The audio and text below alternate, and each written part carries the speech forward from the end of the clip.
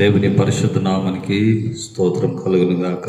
ದೇವರ ಪರಿಶುದ್ಧ ನಾಮಕ್ಕೆ ಸ್ತೋತ್ರ ಉಂಟಾಗಲಿ. చేరి వచ్చిన మీ అందరికీ యేసుక్రీస్తు నామమున వందనాలు. ಸೇರಿ ಬಂದ ನಿಮ್ಮೆಲ್ಲರಿಗೆ ಯೇಸು ಕ್ರಿಸ್ತನ ಹೆಸರಿನಲ್ಲಿ ವಂದನೆಗಳು.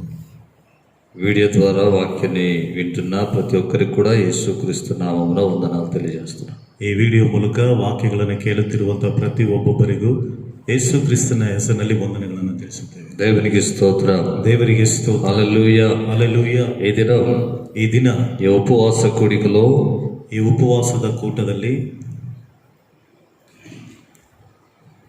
దేవుడు ప్రతి మనిషి యొక్క బాధను చూసి, ದೇವರು ಪ್ರತಿಯೊಬ್ಬ ಮನುಷ್ಯನ ಬಾಧೆಯನ್ನು ನೋಡಿ వారికి విడుదల కలిగించే దేవుడని, ಅವರಿಗೆ ಬಿಡುಗಡೆಯನ್ನು ಉಂಟು ಮಾಡುವಂತ ದೇವರು ಎಂಬುದಾಗಿ ఆ విషయాన్ని మనం ధ్యానించుకోబోతున్నాం. ಆ ವಿಷಯವನ್ನ ನಾವು ಧ್ಯಾನ ಮಾಡಲಿಕ್ಕಿದ್ದೇವೆ. దేవునికి స్తోత్రం. ದೇವರಿಗೆ ಸ್ತೋತ್ರ. నిర్గమ కాండములో నుండి ವಿಮೋಚನ ಕಾಂಡದಲ್ಲಿ 4వ ಅಧ್ಯಾಯము 4ನೇ ಅಧ್ಯಾಯ 31వ వచనాన్ని చదువుకుందాం. 31ನೇ ವಚನವನ್ನು ಓದಿಕೊಳ್ಳೋಣ. మరియు ಮತ್ತು యెహోవా ఇశ్రాయేలీయులను చూడవచ్చి ಇಸ್ರಾಯೇಲರನ್ನ ನೋಡಲಿಕ್ಕಾಗಿ ಬಂದು తమ బాధను కనిపెట్టెనను మాట ಅವರ ಬಾಧೆಯನ್ನ ಗಮನಿಸಿದನೆಂದು ವಿಷಯವನ್ನ ಜನರು ಕೇಳಿ తల వంచుకొని నమస్కారము చేసిరి. ತಲೆಯನ್ನ ಬಾಗಿಸಿ ನಮಸ್ಕಾರ ಮಾಡಿದರು. దేవునికి స్తోత్రం. ದೇವರಿಗೆ ಸ್ತೋತ್ರ. యెహోవా ఇశ్రాయేలీయులను చూడవచ్చి, ಯೆಹೋವನು ಇಸ್ರಾಯೇಲರನ್ನ ನೋಡಲಿಕ್ಕಾಗಿ ಬಂದು తమ బాధ అనగా ఇశ్రాయేలీయుల బాధను ఆయన కనిపెట్టాడనే మాటను ఇశ్రాయేలీయులు విని, ಅವರ ಒಂದು ದುರಾವಸ್ಥೆಯನ್ನ ದೇವರು ತನ್ನ ಮನಸ್ಸಿಗೆ ತೆಗೆದುಕೊಂಡನೆಂಬುದಾಗಿ ಇಸ್ರಾಯೇಲರು ಗಮನಿಸಿ ఆ మాట విని ಆ ಮಾತನ್ನು ಕೇಳಿ తల వంచి నమస్కరించిరి. ತಲೆ ಬಾಗಿಸಿ ನಮಸ್ಕಾರ ಮಾಡಿ దేవునికి మహిమ కలుగును గాక. ದೇವರಿಗೆ ಮಹಿಮೆ ಉಂಟಾಗಲಿ. ఇశ్రాయేలీయులు ఐగుప్తులో ఉన్నారు. ಇಸ್ರಾಯೇಲರು ಐಗುಪ್ತದಲ್ಲಿದ್ದಾರೆ. ఆ సమయದಲ್ಲಿ వారి విడుదలకై, ಅವರ ಬಿಡುಗಡೆಗೋಸ್ಕರವಾಗಿ మోషే యొద్దకు దేవుడు వచ్చాడు. ಮೋಶೆ ಬಳಿಗೆ ದೇವರು ಬಂದರು. మోషేతో దేవుడు మాట్లాడుతున్నాడు. ಮೋಶೆ ಸಂಗಡ ದೇವರು ಮಾತನಾಡುತ್ತಾ ಇದ್ದಾರೆ. ఇశ్రాయేలీయులు నేను చూశాను, ಇಸ್ರಾಯೇಲರನ್ನು ನಾನು ನೋಡಿದ್ದೇನೆ, వారి స్థితి గమనించాను, ಅವರ ಸ್ಥಿತಿಯನ್ನು ಗಮನಿಸಿದ್ದೇನೆ, వారిని విడిపించి ಅವರನ್ನ ಬಿಡಿಸಿ పాలు తేనెలు ప్రవహించే దేశానికి నేను నడిపించాలనుకున్నాను. ಹಾಲು ಜೇನು ಹರಿಯುವಂತ ದೇಶಕ್ಕೆ ನಾನು ನಡೆಸಬೇಕೆಂದು ಅಂದುಕೊಂಡಿದ್ದೇನೆ. కాబట్టి ಆದ ಕಾರಣ వారికి ముందు నాయకుడిగా నిలబడి, ಅವರ ಮುಂದಾಗಿ ನನ್ನ ಮುಂದೆ ನೀನು ನಿಂತುಕೊಂಡು, వారికి ముందు నీవు నాయకుడిగా నిలబడి, ಅವರ ಮುಂದೆ ನೀನು ನಾಯಕನಾಗಿ ನಿಂತುಕೊಂಡು నువ్వు నడిపించాలి, ನೀನು ನಡೆಸಬೇಕು, రమ్మన్నాడు. ಬಾ ಅಂತ ಹೇಳಿದನು. మోషే నమ్మలేదు. ಮೋಶೆ ನಂಬಲಿಲ್ಲ. కొన్ని అద్భుతాలు మోషే కొరకు దేవుడు చేశాడు. ಕೆಲವು ಅದ್ಭುತಗಳನ್ನು ಮೋಶೆಗೋಸ್ಕರವಾಗಿ ದೇವರ ಅದ್ಭುತ ಕಾರ್ಯಗಳನ್ನು ಮಾಡಿದನು. ಹಾಗೆಯೇ ఇశ్రాయేలు ఎదుట దాన్ని చేయమన్నాడు. ಇಸ್ರಾಯೇಲರ ಮುಂದೆ ಅದನ್ನ ಮಾಡು ಎಂದು ಹೇಳಿದನು. మోషే అహరోనులు వచ్చి, ಮೋಶೆ ಆರೋನರು ಬಂದು దేవుడు తెలిపిన సంగతులను, ದೇವರು ತಿಳಿಸಿದಂತ ಸಂಗತಿಗಳನ್ನು, దేవుడు వారిని విడిపిస్తానని చెప్పిన మాటలను, ದೇವರು ಅವರನ್ನು ಬಿಡಿಸುತ್ತೇನೆ ಎಂಬುದಾಗಿ ಹೇಳಿದಂತ ಮಾತುಗಳನ್ನು, అలాగే దేవుడు చెప్పిన ఆ అద్భుతములను చేసి, ಹಾಗೆಯೇ ಆ ದೇವರು ಹೇಳಿದಂತ ಅದ್ಭುತಗಳನ್ನ ಮಾಡಿ వారి ఎదుట మాటలు వివరించగా, ಅವರ ಮುಂದೆ ಮಾತುಗಳನ್ನು ವಿವರಿಸಿದಾಗ వాళ్ళు విని ಅವರು ಕೇಳಿ తల వంచి నమస్కరించిరి. ತಲೆ ಬಾಗಿಸಿ ನಮಸ್ಕಾರ ಮಾಡಿ. దేవునికి స్తోత్రం. ದೇವರಿಗೆ ಸ್ತೋತ್ರ. హల్లెలూయా. ಹಲ್ಲೆಲೂಯಾ. అప్పటికి ఇశ్రాయేలీయుల స్థితి ఏమైంది? ಆವಾಗ ಇಸ್ರಾಯೇಲರ ಸ್ಥಿತಿ ಏನಾಗಿತ್ತು? దేవుని వాక్యంలో చదివితే, ದೇವರ ವಾಕ್ಯದಲ್ಲಿ ಓದಿದರೆ నిర్గమ కాండం 2వ ಅಧ್ಯಾಯము ವಿಮೋಚನ ಕಾಂಡ 2ನೇ ಅಧ್ಯಾಯ 23వ వాక్యం 23ನೇ ವಚನ. అక్కడ మనం చదువుకుంటే, ಅಲ್ಲಿ ನಾವು ಓದಿಕೊಂಡರೆ ಐಗುಪ್ತದಲ್ಲಿ వాళ్ళు బానిసలుగా ఉన్నారు. ಅವರು ದಾಸತ್ವದಲ್ಲಿದ್ದಾರೆ. రెండవది వెట్టి పనులు చేస్తున్నారు. ಎರಡನೇದಾಗಿ ಅವರು ಬಿಟ್ಟಿ ಕೆಲಸವನ್ನು ಮಾಡ್ತಾ ಇದ್ದಾರೆ. కనుక ಆದ ಕಾರಣ వాళ్ళు నిట్టూర్పులు విడిచి ಅವರು ಗೋಳಾಟದಿಂದ ಉಸಿರನ್ನು ಬಿಟ್ಟು ప్రార్థన చేస్తూ ఉన్నారు.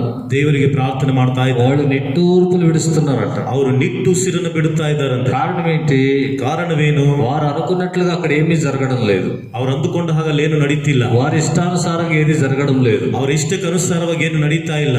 వేరే వాళ్ళు వారిపైన అధికారం చేస్తున్నారు. ಬೇರೆಯವರು ಅವರ ಮೇಲೆ ಅಧಿಕಾರವನ್ನು ಮಾಡ್ತಾ ಇದ್ದಾರೆ. వేరే వాళ్ళు వారిపైన పరిపాలన చేస్తున్నారు. ಬೇರೊಬ್ಬರು ಅವರ ಮೇಲೆ ಆಳ್ವಿಕೆಯನ್ನು ಮಾಡ್ತಾ ಇದ್ದಾರೆ. వాళ్ళకి ఇష్టము కాని మార్గంలో నడిపించాలని ప్రయత్నిస్తూ ఉన్నారు. ಅವ್ರಿಗೆ ಇಷ್ಟ ಇಲ್ಲದಿರುವಂತ ಮಾರ್ಗದಲ್ಲಿ ನಡೆಸಬೇಕೆಂಬುದಕ್ಕಾಗಿ ಪ್ರಯತ್ನ ಮಾಡ್ತಾ ಇದ್ದಾರೆ. సామెతల గ్రంథం 29వ అధ్యాయము ಜ್ಞಾನೋಕ್ತಿಗಳು 29ನೇ ಅಧ್ಯಾಯ 2వ వాక్యంలో రాయబడింది. 2ನೇ ವಚನದಲ್ಲಿ ಬರೆಯಲ್ಪಟ್ಟಿದೆ, దుష్టులు ఏలునప్పుడు ದುಷ್ಟರು ಆಳ್ವಿಕೆ ಮಾಡುವಾಗ జనులు నిట్టూర్పులు విడిస్తారంట. ಜನರು ನಿಟ್ಟುಸಿರನ್ನು ಬಿಡುತ್ತಾರಂತೆ. దుష్టుల పరిపాలనలో ದುಷ್ಟರ ಆಳ್ವಿಕೆಯಲ್ಲಿ ప్రజలు నిట్టూర్పులు విడుస్తారు. ಜನರು ನಿಟ್ಟುಸಿರನ್ನು ಬಿಡುತ್ತಾರೆ. కారణం ఏంటి? ಕಾರಣವೇನು? ప్రజలకు అనుకూలంగా వారి పరిపాలన ఉండదు. ಜನರಿಗೆ ಅನುಕೂಲವಾಗಿ ಅವರ ಒಂದು ಆಳ್ವಿಕೆ ಇರೋದಿಲ್ಲ. ప్రజలకు అనుకూలంగా వారి కార్యక్రమాలు ఉండవు. ಜನರಿಗೆ ಅನುಕೂಲವಾಗಿ ಅವರ ಕಾರ್ಯಕ್ರಮಗಳು ಇರೋದಿಲ್ಲ. ప్రజలకు నెమ్మది కలిగించేది కాదు ఆ కార్యాలు. ಜನರಿಗೆ ನೆಮ್ಮದಿಯನ್ನು ಉಂಟು ಮಾಡುವಂತದ್ದಲ್ಲ ಆ ಕಾರ್ಯಗಳು. ఈ దినాల్లో కూడా మనం చాలా విషయాలు చూస్తున్నాం. ಈ ದಿನಗಳಲ್ಲಿ ಸಹ ನಾವು ತುಂಬಾ ಸಂಗತಿಗಳನ್ನು ನೋಡ್ತಾ ಇದೀವಿ. మనకి ఇష్టము కానివి జరుగుతూ ఉంటాయి. ನಮಗೆ ಇಷ್ಟ ಇಲ್ಲದೆ ಇರುವುದು ನಡೀತಾ ಇರುತ್ತೆ. కారణం ఏంటి? ಕಾರಣವೇನು? ఏమిటది? ಏನದು? దుష్టుని పరిపాలన. ದುಷ್ಟರ ಒಂದು ಆಳ್ವಿಕೆ. దుష్టుని పరిపాలన. ದುಷ್ಟರ ಒಂದು ಆಳ್ವಿಕೆ. గమనించండి, ಗಮನಿಸಿರಿ. దుష్టులు పరిపాలన చేసేటప్పుడు ప్రజలకు నెమ్మది ఉండదు. ದುಷ್ಟರು ಜನರನ್ನ ಆಳ್ವಿಕೆ ಮಾಡುವಾಗ ಅವರಿಗೆ ನೆಮ್ಮದಿ ಇರೋದಿಲ್ಲ, సమాధానం ఉండదు, ಸಮಾಧಾನ ಇರೋದಿಲ್ಲ. వాళ్ళు కూడా మనుషులే. ಅವರು ಸಹ ಮನುಷ್ಯರೇ. వారి స్వభావం దుష్టుని స్వభావం. ಅವರ ಒಂದು ಸ್ವಭಾವ ದುಷ್ಟರ ಸ್ವಭಾವ. దేవునికి మహిమ. ದೇವರಿಗೆ ಮಹಿಮೆ. హల్లెలూయా. ಹಲ್ಲೆಲೂಯಾ. గమనించండి, ಗಮನಿಸಿರಿ. ఈ వాక్యంలో ಈ ವಾಕ್ಯದಲ್ಲಿ ఇశ్రాయేలు ఐగుప్తులో ఉన్నారు. ಇಸ್ರಾಯೇಲರ ಐಗುಪ್ತ ದೇಶದಲ್ಲಿದ್ದಾರೆ. ఐగుప్తు అనగా లోకం. ಐಗುಪ್ತು ಎಂದು ಹೇಳುವಾಗ ಅದು ಲೋಕ. ఈ దుష్టుడు అంటే అపవాది. ಈ ದುಷ್ಟನು ಎಂದರೆ ಸೈತಾನ. ఇశ్రాయేలీయులు అంటే ఒక విశ్వాసికి సూచన. ಇಸ್ರಾಯೇಲರು ಅಂದ್ರೆ ಒಬ್ಬ ವಿಶ್ವಾಸಿಗೆ ಸೂಚನೆ. వీరు ఏ స్థితిలో ఉన్నారు ఇప్పుడు? ಈಗ ಇವರು ಯಾವ ಸ್ಥಿತಿಯಲ್ಲಿದ್ದಾರೆ? మొదటిది ఐగుప్తులో దాసులు, బానిసలుగా ఉన్నారు. ಮೊದಲನೇದಾಗಿ ಐಗುಪ್ತ ದೇಶದಲ್ಲಿ ಅವರು ಗುಲಾಮರಾಗಿದ್ದಾರೆ. బానిసలుగా అంటే విశ్వాసి లోకములో బానిసగా జీవిస్తున్నాడు. ಅಂದರೆ ವಿಶ್ವಾಸಿ ಲೋಕದಲ್ಲಿ ಗುಲಾಮನಾಗಿ ಜೀವಿಸುತ್ತಾ ಇದ್ದಾನೆ. దేవుని వాక్యంలో రాయబడింది, ದೇವರ ವಾಕ್ಯದಲ್ಲಿ ಬರೆಯಲ್ಪಟ್ಟಿದೆ, నీవు క్రీస్తు రక్తము చేత కొనబడిన వ్యక్తివి. ನೀನು ಕ್ರಿಸ್ತನ ರಕ್ತದಿಂದ ಕೊಂಡುಕೊಳ್ಳಲ್ಪಟ್ಟಂತ ವ್ಯಕ್ತಿ. మనుషులకు దాసులు కావద్దు. ಮನುಷ್ಯರಿಗೆ ಗುಲಾಮರಾಗಬೇಡಿರಿ. లోకానికి దాసుడివి కావద్దు. ಲೋಕಕ್ಕೆ ನೀವು ಗುಲಾಮರಾಗಬೇಡಿರಿ. నువ్వు క్రీస్తుకే దాసుడు అయి ఉండాలి. ನೀನು ಕ್ರಿಸ್ತನಿಗೆ ಗುಲಾಮನಾಗಿರಬೇಕು. ఒక మనిషి విమోచించబడిన తర్వాత ಒಬ್ಬ ಮನುಷ್ಯನು ವಿಮೋಚಿಸಲ್ಪಟ್ಟ ನಂತರ వాడు క్రీస్తుకు దాసుడు అయి ఉండాలి. ಅವನು ಕ್ರಿಸ್ತನಿಗೆ ಗುಲಾಮನಾಗಿರಬೇಕು. హల్లెలూయా. ಹಲ್ಲೆಲೂಯಾ. కానీ ఈ దినాల్లో ಆದರೆ ಈ ದಿನದಲ್ಲಿ విశ్వాసి దేనికి దాసుడై ఉన్నాడు? ವಿಶ್ವಾಸಿ ಯಾವುದಕ್ಕೆ ಗುಲಾಮನಾಗಿದ್ದಾನೆ? ఒకసారి మనల్ని మనం పరిశీలించుకోవాలి. ಒಂದು ಸಾರಿ ನಮ್ಮನ್ನ ನಾವೇ ಪರಿಶೀಲನೆ ಮಾಡಿಕೊಳ್ಬೇಕು. ఈ విశ్వాసి ಲೋಕಾనికి దాసుడై ఉంటే ಲೋಕಕ್ಕೆ ಗುಲಾಮನಾಗಿದ್ರೆ లోక కార్యములు అతనిలో ఉంటాయి.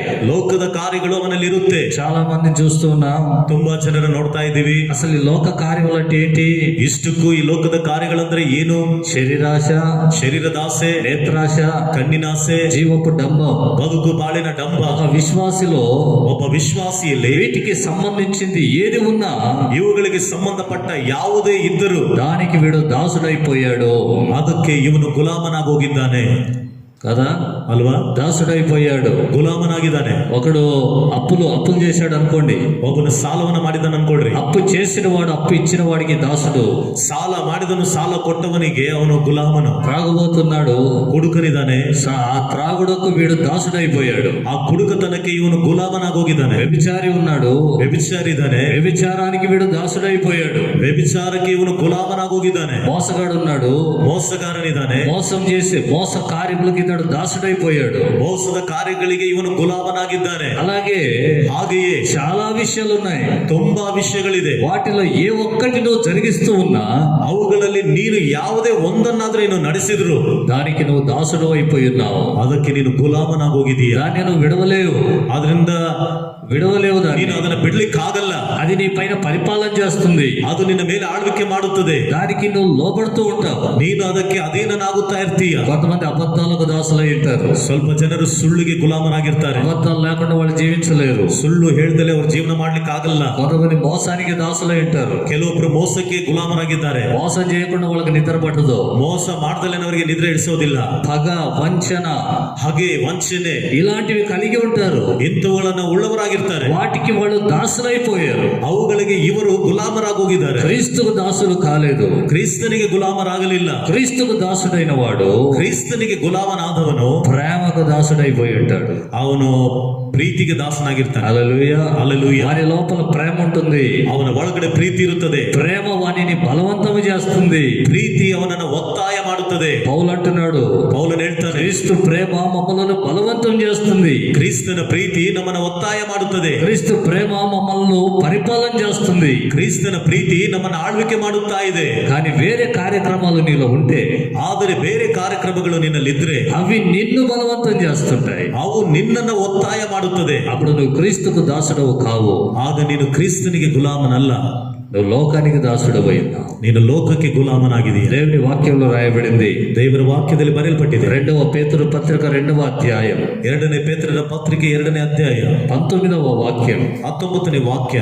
ఒకడు దేని వలన జయించబడితే ಒಬ್ಬನು ಯಾವುದರ ಮೂಲಕ ಅವನು ಜಯಿಸಲ್ಪಟ್ರೆ దానికి వాడు దాసుడై ఉన్నాడు. ಅದಕ್ಕೆ ಅವನು ಗುಲಾಮನಾಗಿದ್ದ. అంటే అర్థం ఏంటి? ಅಂದ್ರೆ ಅರ್ಥವೇನು? ఒక విషయాన్ని నువ్వు మానుకోలేకపోతున్నావు, ಒಂದು ವಿಷಯವನ್ನ ನೀನು ಬಿಡಲಿಕ್ಕಾಗದೆ ಹೋಗ್ತಾ ಇದೀಯಾ, అప్పుడు దానికి నువ్వు దాసుడు అయినావని అర్థం. ಆಗ ನೀನು ಅದಕ್ಕೆ ಗುಲಾಮನಾಗಿದೀಯಾ ಎಂಬುದೇ ಅರ್ಥ. చెడు అలవాట్లు ఉన్నాయనుకోండి, ಕೆಟ್ಟ ಅಭ್ಯಾಸಗಳಿದೆ ಅಂತ ಅನ್ಕೋ, దాన్ని నువ్వు మానుకోలేకుండా ఉన్నావు, ಅದನ್ನ ನೀನು ಬಿಡ್ಲಿಕ್ಕೆ ಆಗದೆ ಇದೀಯಾ, అప్పుడు దానికి నువ్వు దాసుడు అయిపోయావు. ಆಗ ನೀನು ಅದಕ್ಕೆ ಗುಲಾಮನಾಗಿ ಹೋಗಿದೀಯಾ. యేసుక్రీస్తు అన్న మాట ఏంటో తెలుసా? ಯೇಸು ಕ್ರಿಸ್ತನು ಹೇಳಿದಂತ ಮಾತೇನೋ ಗೊತ್ತಾ? ఒకడు ಒಬ್ಬನು ఇద్దరు యజమానులకు దాసులుగా ఉండలేడు. ಇಬ್ಬರು ಯಜಮಾನರಿಗೆ ಅವನಿಗೆ ಗುಲಾಮ ಸೇವೆ ಮಾಡ್ಲಿಕ್ಕಾಗಲ್ಲ. ಒಬ್ಬನು ఒకరిని విడిచిపెట్టాలి, ಒಬ್ಬನನ್ನ ಬಿಟ್ಟು ಬಿಡಬೇಕು, ఒకరిని హత్తుకోవాలి, ಒಬ್ಬರನ್ನ ಅವನು ಅಂಟಿಕೊಳ್ಳಬೇಕು, లేక ఒకరిని మాట వినకుండా మరొకరి మాట వినాలి, ಅಥವಾ ಒಬ್ಬರ ಮಾತನ್ನ ಕೇಳದೆ ಮತ್ತೊಬ್ಬರ ಮಾತನ್ನ ಕೇಳಬೇಕು. ఇద్దరి పనులు ఒకసారి చేయలేడు. ಇಬ್ಬರ ಕೆಲಸಗಳನ್ನ ಒಂದೇ ಸಾರಿ ಮಾಡ್ಲಿಕ್ಕಾಗಲ್ಲ. అంటే అర్థం ఏంటి? ಅಂದ್ರೆ ಅರ್ಥವೇನು? నువ్వు చెడు వ్యసనాలకు దాసుడు అయితే, ನೀನು ಕೆಟ್ಟ ವ್ಯಸನಗಳಿಗೆ ನೀನು ಗುಲಾಮನಾದ್ರೆ నువ్వు లోకానికి దాసుడు అయిపోయావు. ನೀನು ಲೋಕಕ್ಕೆ ಗುಲಾಮನಾಗಿದ್ದೀಯ, క్రీస్తుకు దాసుడు కాదు. ಕ್ರಿಸ್ತನಿಗೆ ಗುಲಾಮನಲ್ಲ. హల్లెలూయా. ಹಲ್ಲೆಲೂಯಾ. ఈ దినము ಈ ದಿನ విశ్వాసి ఎక్కడ దాసుడైపోతున్నాడు? ವಿಶ್ವಾಸಿ ಎಲ್ಲಿ ಗುಲಾಮನಾಗಿ ಹೋಗ್ತಾ ಇದ್ದಾನೆ? ఎక్కడ బానిసగా మారిపోతున్నాడు? ಎಲ್ಲಿ ಅವನು ಗುಲಾಮನಾಗ್ತಾ ಇದ್ದಾನೆ? లోకానికి బానిస అయిపోతున్నాడు. ಲೋಕಕ್ಕೆ ಅವನು ಗುಲಾಮನಾಗುತ್ತಾ ಇದ್ದಾನೆ. ఆ కార్యం చేయకుంటే వీళ్ళకి నిద్ర పట్టదు. ಆ ಕಾರ್ಯವನ್ನು ಮಾಡದಲ್ಲಿದ್ದವರಿಗೆ ನಿದ್ರೆ ಇಡಿಸೋದಿಲ್ಲ. అది లేకుంటే వీళ్ళు ఉండలేరు. ಅದು ಇಲ್ದಿದ್ರೆ ಇವನು ಇರೋದಕ್ಕಾಗಲ್ಲ. అలాగనే ఏదో ఒక విషయానికి దాసులైపోతూ ఉన్నారు. ಆ ರೀತಿಯಾಗಿ ಯಾವುದೋ ಒಂದು ವಿಷಯಕ್ಕೆ ಗುಲಾಮನಾಗಿ ಹೋಗ್ತಾ ಇದ್ದಾರೆ. కీడు చేసేవాడు, ಕೇಡನ್ನ ಮಾಡುವವರು ఇతరులకు కీడు చేయకుంటే వీడికి నిద్ర పడతాడు. ಇತರರಿಗೆ ಇವನು ಕೇಡನ್ನ ಮಾಡದಲ್ಲಿದ್ರೆ ಇವನಿಗೆ ನಿದ್ರೆ ಬರೋದಿಲ್ಲ. వీడి కీడుకు దాసుడై ఉన్నాడు. ಇವನು ಕೇಡಿಗೆ ದಾಸನಾಗಿದ್ದಾನೆ. హల్లెలూయా. ಹಲ್ಲೆಲೂಯಾ. ప్రార్థనకు దాసులైన వాళ్ళు ఉంటారు. ಪ್ರಾರ್ಥನೆಗೆ ಗುಲಾಮರಾದವರು ಇರ್ತಾರೆ. ప్రార్థన చేయకుండా వాళ్ళకు అన్నం కూడా దిగదు. ಪ್ರಾರ್ಥನೆ ಮಾಡದಲ್ಲಿ ಅವರು ಊಟ ಸಹ ಇಳಿಯೋದಿಲ್ಲ. ప్రార్థన చేయకుండా వాళ్ళకు నిద్ర పట్టదు. ಪ್ರಾರ್ಥನೆ ಮಾಡದಲ್ಲಿ ಅವರಿಗೆ ನಿದ್ರೆ ಬರೋದಿಲ್ಲ. వాళ్ళ ప్రార్థనకు దాసులయ్యారు. ಅವರು ಪ್ರಾರ್ಥನೆಗೆ ಗುಲಾಮರಾಗಿದ್ದಾರೆ. వాక్యం చదవకుండా నిద్ర పట్టదు. ವಾಕ್ಯವನ್ನು ಓದದಲ್ಲಿ ಅವರಿಗೆ ನಿದ್ರೆ ಬರೋದಿಲ್ಲ. వాక్యాన్ని ధ్యానించకుండా నిద్ర పట్టదు. ವಾಕ್ಯವನ್ನು ಧ್ಯಾನಿಸದಲ್ಲೇ ಅವರಿಗೆ ನಿದ್ರೆ ಇಡಿಸೋದಿಲ್ಲ. వాక్యాన్ని చదవకుంటే వాళ్ళకి సమాధానం ఉండదు. ವಾಕ್ಯವನ್ನು ಓದುದಲೇ ಇದ್ರೆ ಅವರಿಗೆ ಸಮಾಧಾನನೇ ಇರೋದಿಲ್ಲ. వీళ్ళు క్రీస్తుకు దాసులు. ಇವರು ಕ್ರಿಸ್ತನಿಗೆ ಗುಲಾಮರು. హల్లెలూయా. ಹಲ್ಲೆಲೂಯಾ. మనం దేనికి దాసులమైనాం ఇప్పుడు? ನಾವು ಈಗ ಯಾವುದಕ್ಕೆ ಗುಲಾಮರಾಗಿದ್ದೇವೆ? దేనికి దాసులుగా జీవిస్తున్నాం? ಯಾವುದಕ್ಕೆ ಗುಲಾಮರಾಗಿ ಜೀವಿಸುತ್ತಾ ಇದ್ದೇವೆ? ఒకవేళ అతిశయం నీలో ఉందా? ಒಂದು ವೇಳೆ ಅತಿಶಯ ನಿನ್ನಲ್ಲಿದೆಯಾ? జీవపు డబ్బానికి నువ్వు దాసుడు అయిపోయావు. ಬದುಕು ಬಾಳಿನ ಡಬ್ಬಕ್ಕೆ ನೀನು ಗುಲಾಮನಾಗಿದ್ದೀಯಾ? తిండిపోతుగా జీవిస్తున్నావా? ಹೊಟ್ಟೆ ಬಾಕನಾಗಿ ಜೀವಿಸುತ್ತಿದ್ದೀಯಾ? శరీర క్రియలకు బానిసమైపోయావు. ಶರೀರದ ಕ್ರಿಯೆಗಳಿಗೆ ಗುಲಾಮನಾಗಿದ್ದೀಯಾ? శరీర ఆశలకు బానిసమైపోయావు. ಶರೀರದ ಆಸೆಗಳಿಗೆ ಗುಲಾಮನಾಗಿದ್ದೀಯಾ? అందమైన వాటిని చూసి పొందాలని అపేక్షిస్తున్నావా? ಆ ಸೌಂದರ್ಯವಾಗಿರುವಂತಗಳನ್ನು ನೋಡಿ ಅದನ್ನು ಹೊಂದಬೇಕೆಂದು ಅಪೇಕ್ಷೆ ಉಳ್ಳವನಾಗಿದ್ದೀಯಾ? నేత్రాశకు దాసుడు అయిపోయావు. ಕಣ್ಣಿನ ಆಸೆಗೆ ಗುಲಾಮನಾಗಿದ್ದೀಯಾ? హల్లెలూయా. ಹಲ್ಲೆಲೂಯಾ. అపోస్తలుడైన పౌలు అన్నాడు, ಅಪೊಸ್ತಲನಾದ ಪೌಲನು ಹೇಳಿದನು, వాటన్నిటిని ಅವುಗಳೆಲ್ಲವನ್ನ క్రీస్తు కొరకు ಕ್ರಿಸ್ತನಿಗೋಸ್ಕರ పెంటకు సమానముగా ఎంచుకుంటున్నా. ಕಸಕ್ಕೆ ಸಮಾನವಾಗಿ ಎಣಿಸಿದ್ದೇನೆ. దేవునికి స్తోత్రం. ದೇವರಿಗೆ ಸ್ತೋತ್ರ. వాటన్నిటిని, ಅವುಗಳೆಲ್ಲವನ್ನ ఏదైతే విలువైనవో, ಯಾವುದಾದ್ರೆ ಬೆಲೆ ಉಳ್ಳದ್ದಾಗಿದೆಯೋ, ఏదైతే అందమైనవో, ಯಾವುದಾದ್ರೆ ಸೌಂದರ್ಯವಾಗಿದೆಯೋ, ఏదైతే లోకంలో ఘనత వహించినవో, ಯಾವುದಾದ್ರೆ ಲೋಕದಲ್ಲಿ ಘನತೆಯನ್ನು ಹೊಂದಿದೆಯೋ, వాటన్నిటిని పెంటకు సమానంగా ఎంచుకుంటున్నాను. ಅವುಗಳೆಲ್ಲವನ್ನ ನಾನು ಕಸಕ್ಕೆ ಸಮಾನವಾಗಿ ಎಣಿಸಿದ್ದೇನೆ. దేవునికి స్తోత్రం. ದೇವರಿಗೆ ಸ್ತೋತ್ರ. అతడే క్రీస్తు దాసుడు. ಆತನೇ ಕ್ರಿಸ್ತನ ಗುಲಾಮ. అలాంటి స్వభావం కలిగిన ప్రతి విశ్వాసి క్రీస్తుకు దాసుడు. ಆ ರೀತಿಯಾದ ಸ್ವಭಾವವುಳ್ಳಂತ ಪ್ರತಿಯೊಬ್ಬ ವಿಶ್ವಾಸಿ ಕ್ರಿಸ್ತನಿಗೆ ఆ ಗುಲಾಮನಾಗಿದ್ದಾನೆ. దినాల్లో ఇశ్రాయేలీలు ఐగుప్తులకు దాసులయ్యారు. ಆ ದಿನಗಳಲ್ಲಿ ಇಸ್ರಾಯೇಲರು ಐಗುಪ್ತದಲ್ಲಿ ಗುಲಾಮರಾಗಿದ್ದಾರೆ. ఈ దినం విమోచించబడిన విశ్వాసి, ಈ ದಿನದಲ್ಲಿ ವಿಮೋಚಿಸಲ್ಪಟ್ಟಂತ ವಿಶ್ವಾಸಿ, క్రీస్తు రక్తం చేత కడగబడిన విశ్వాసి, ಕ್ರಿಸ್ತನ ರಕ್ತದಿಂದ ತೊಳೆಯಲ್ಪಟ್ಟಂತ ವಿಶ್ವಾಸಿ లోక కార్యములలో దాసుడుగా జీవిస్తున్నాడు. ಲೋಕದ ಕಾರ್ಯಗಳಲ್ಲಿ ಗುಲಾಮನಾಗಿ ಜೀವಿಸುತ್ತಿದ್ದಾನೆ. అవి లేకుంటే వీళ్ళు ఉండలేరు. ಅವುಗಳು ಇಲ್ದಲೇ ಇವರು ಇರಕ್ಕೆ ಆಗ್ತಾ ಇಲ್ಲ. అలాగున జీవిస్తూ ఉన్నాడు. ಆ ರೀತಿಯಾಗಿ ಜೀವಿಸುತ್ತಾ ಇದ್ದಾರೆ. గమనించండి, ಗಮನಿಸಿರಿ. ఇలాగున జీవించటం వలన, ಈ ರೀತಿಯಾಗಿ ಜೀವಿಸುವುದರ ಮೂಲಕ, లోకానికి దాసులుగా ఉండటం వలన ಲೋಕಕ್ಕೆ ಗುಲಾಮರಾಗಿರುವುದರ ಮೂಲಕ లోకము నీ పైన పరిపాలన చేస్తుంది. ಲೋಕವು ನಿನ್ನ ಮೇಲೆ ಆಳ್ವಿಕೆ ಮಾಡುತ್ತದೆ. నువ్వు బాధతో నిట్టూర్పు విడిచేటువంటి సందర్భాలు వచ్చేస్తాయి. ನೀನು ಬಾಧೆಯಿಂದ ನಿಟ್ಟುಸಿರು ಬಿಡುವಂತಹ ಸಂದರ್ಭಕ್ಕೆ ಬಂದ್ಬಿಡ್ತೀಯ. దేవునికి స్తోత్రం. ದೇವರಿಗೆ ಸ್ತೋತ್ರ. రెండో విషయము, ಎರಡನೇ ವಿಷಯ, ఇశ్రాయేలు ఐగుప్తులు ఎలాగున్నారు? ಇಸ್ರಾಯೇಲರ ಐಗುಪ್ತದಲ್ಲಿ ಯಾವ ರೀತಿ ಇದ್ದಾರೆ? వెట్టి పనులు చేస్తూ ఉన్నారు. ಬಿಟ್ಟಿ ಕೆಲಸವನ್ನ ಮಾಡ್ತಾ ಇದ್ದಾರೆ. అంటే అర్థం ఏంటి? ಅಂದ್ರೆ ಅರ್ಥವೇನು? పనులు చేస్తున్నారు, ಕೆಲಸಗಳನ್ನ ಮಾಡ್ತಿದ್ದಾರೆ, ఫలితం వీళ్ళకు రాదు. ಅವರಿಗೆ ಫಲಿತ ಬರ್ತಾ ಇಲ್ಲ. అర్థమవుతుందా? పనులు చేస్తారు, ಕೆಲಸಗಳನ್ನ ಮಾಡ್ತಾ ಇದ್ದಾರೆ, దాని ప్రతిఫలం వీళ్ళు అనుభవించరు. ಅದರ ಒಂದು ಪ್ರತಿಫಲವನ್ನು ಇವರು ಅನುಭವಿಸುತ್ತಿಲ್ಲ. ఎవడు అనుభవిస్తాడు? ಯಾರು ಅನುಭವಿಸ್ತಾರೆ? లోక నాయకుడు, లోకస్తులు అనుభవిస్తారు. ಲೋಕಸ್ಥರು ಲೋಕದ ನಾಯಕನ ಅನುಭವಿಸ್ತಾ ಇದ್ದಾರೆ. ఐగుప్తు అధికారులు అనుభవిస్తున్నారు. ಐಗುಪ್ತದ ಅಧಿಕಾರಿಗಳು ಅನುಭವಿಸುತ್ತಿದ್ದಾರೆ. వీరి సంపాదన ಇವರ ಒಂದು ಸಂಪಾದನೆ లోకం అనుభవిస్తుంది. ಲೋಕ ಅನುಭವಿಸುತ್ತಾ ಇದೆ. పరులు అనుభవిస్తున్నారు. ಇತರರು ಅನುಭವಿಸ್ತಾ ಇದ್ದಾರೆ. ఇది శాపం. ಇದು ಒಂದು ಶಾಪ, ఆశీర్వాదం కాదు. ఇది ಆಶೀರ್ವಾದವಲ್ಲ. ಇದು హల్లెలూయా. ಹಲ್ಲೆಲೂಯಾ. ఇది ఆశీర్వాదం కాదు. ಇದು ಆಶೀರ್ವಾದವಲ್ಲ. ఇశ్రాయేలు కష్టపడి పనిచేస్తున్నారు, ಇಸ್ರಾಯೇಲರು ಕಷ್ಟಪಟ್ಟು ಕೆಲಸ ಮಾಡ್ತಿದ್ದಾರೆ. కానీ ಆದರೆ సంపాదన వీళ్ళకు రాదు. ಸಂಪಾದನೆ ಇವರಿಗೆ ಬರ್ತಿಲ್ಲ. సంపాదన వీళ్ళు అనుభవించలేరు. ಸಂಪಾದನೆ ಇವರು ಅನುಭವಿಸ್ಲಿಕ್ಕೆ ಆಗ್ತಾ ಇಲ್ಲ. వారి కష్టానికి తగిన ప్రతిఫలం దొరకడం లేదు. ಅವರ ಕಷ್ಟಕ್ಕೆ ತಕ್ಕ ಪ್ರತಿಫಲ ಸಿಗುತ್ತಾ ಇಲ್ಲ. కేవలం ఆహారానికి ప్రయాసపడుతున్నారు. ಕೇವಲ ಆಹಾರಕ್ಕಾಗಿ ಪ್ರಯಾಸ ಪಡುತ್ತಿದ್ದಾರೆ. 128వ కీర్తన 128ನೇ ಕೀರ್ತನೆ 2వ వాక్యంలో కీర్తనకారుడు ఈ మాట అన్నాడు. 2ನೇ ವಾಕ್ಯದಲ್ಲಿ ಕೀರ್ತನೆಗಾರನು ಈ ಮಾತನ್ನ ಹೇಳ್ತಾ ಇದ್ದಾನೆ. చూడండి, ನೋಡ್ರಿ. నిశ్చయముగా ನಿಶ್ಚಯವಾಗಿ నీవు నీ చేతుల కష్టార్జితము అనుభవించదవు. ನಿನ್ನ ಕೈಯ ಕಷ್ಟಾರ್ಜಿತವನ್ನ ನೀನು ಅನುಭವಿಸುತ್ತೀಯ. నీవు ధన్యుడవు, ನೀನು ಧನ್ಯನು, నీకు మేలు కలుగును. ನಿನಗೆ ಶುಭವಿರುವುದು. గమనించండి, ಗಮನಿಸಿರಿ. నిశ్చయముగా ನಿಶ್ಚಯವಾಗಿ నీ చేతుల కష్టార్జితాన్ని ನಿನ್ನ ಕೈಯ ಕಷ್ಟಾರ್ಜಿತವನ್ನ నీవే అనుభవిస్తావు. ನೀನೇ ಅನುಭವಿಸುತ್ತೀಯ. హల్లెలూయా. హల్లెలూయా. ఈ దినం ఎంతమంది అనుభవిస్తున్నారు? ಈ ದಿನಗಳಲ್ಲಿ ಎಷ್ಟು ಜನರು ಅನುಭವಿಸುತ್ತಿದ್ದಾರೆ? ఎంతమంది తమ కష్టార్జితాన్ని తామే అనుభవిస్తున్నారు? ಎಷ್ಟು ಜನರು ತಮ್ಮ ಕಷ್ಟಾರ್ಜಿತವನ್ನ ತಾವೇ ಅನುಭವಿಸುತ್ತಿದ್ದಾರೆ? 4వ వాక్యంలో రాయబడింది, 4ನೇ ವಚನದಲ್ಲಿ ಬರೆಯಲ್ಪಟ್ಟಿದೆ, యెహోవా యందు భయభక్తులు గలవాడు ಯೆಹೋವನಲ್ಲಿ ಭಯಭಕ್ತಿ ಉಳ್ಳವನು ఈలాగున ఆశీర్వదించబడును. ಈ ರೀತಿಯಾಗಿ ಆಶೀರ್ವಾದ ಹೊಂದುವನು. అంటే ఆశీర్వాదం అంటే ಅಂದ್ರೆ ಆಶೀರ್ವಾದ ಅಂದ್ರೆ అందులో ఒక భాగం ಅದರಲ್ಲಿ ಒಂದು ಭಾಗ నీ కష్టార్జితం నువ్వు అనుభవించడమే. ನಿನ್ನ ಕಷ್ಟಾರ್ಜಿತವನ್ನ ನೀನು ಅನುಭವಿಸುವುದೇ. నువ్వు సంపాదించింది మరొకడు అనుభవిస్తే ನೀನು ಸಂಪಾದನೆ ಮಾಡಿದ್ದು ಮತ್ತೊಬ್ಬನು ಅನುಭವಿಸಿದ್ರೆ అది ఆశీర్వాదం కాదు, ಅದು ಆಶೀರ್ವಾದವಲ್ಲ, అది దరిద్రం, ಅದು ಬಡತನ, అది శాపం. ಅದು ಶಾಪ. నీ సంపాదన ನಿನ್ನ ಸಂಪಾದನೆ పరుల వశమైపోతూ ఉంది. ಪರರ ವಶವಾಗುತ್ತಾ ಇದೆ. నీ ప్రయాస ನಿನ್ನ ಒಂದು ಪ್ರಯಾಸವು గాలి కోసమై ప్రయాసపడినట్టుంటుంది. ಗಾಳಿಗೋಸ್ಕರವಾಗಿ ಪ್ರಯಾಸ ಪಟ್ಟ ಹಾಗಿರುತ್ತೆ. గాలిని పట్టుకున్నట్టుగా ఉంటుంది. ಗಾಳಿಯನ್ನ ಹಿಡಿದುಕೊಂಡ ಹಾಗಿರುತ್ತೆ. దాని నుండి నీకు ఏ ప్రయోజనం ఉండదు. ಅದರಿಂದ ನಿನಗೆ ಯಾವ ಪ್ರಯೋಜನ ಇರೋದಿಲ್ಲ. చాలా మంది సంపాదిస్తున్నారు, ತುಂಬಾ ಜನರು ಸಂಪಾದನೆ ಮಾಡ್ತಿದ್ದಾರೆ, దాని ప్రతిఫలాలు అనుభవిస్తున్నారా?